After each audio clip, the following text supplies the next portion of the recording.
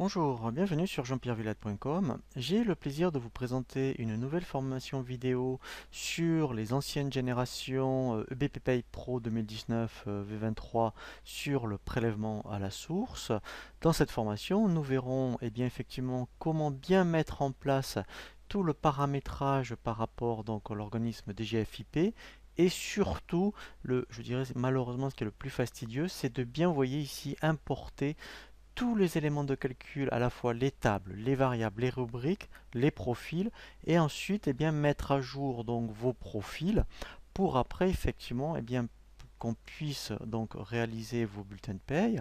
Et nous verrons aussi donc les nouveaux modèles de bulletins adaptés au prélèvement à la source, et nous terminerons aussi par l'import des topaz, puisque effectivement après vous allez donc être obligé d'importer les topaz depuis le site Net Entreprise. Nous allons voir donc dans un premier temps effectivement comment activer la fonctionnalité et donc faire le paramétrage de l'organisme DGFiP.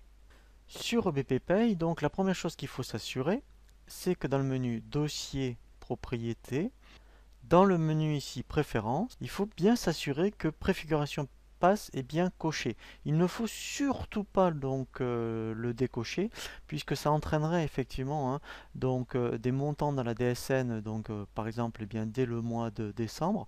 Donc là c'est vraiment une préfiguration, il ne faut surtout pas le décocher.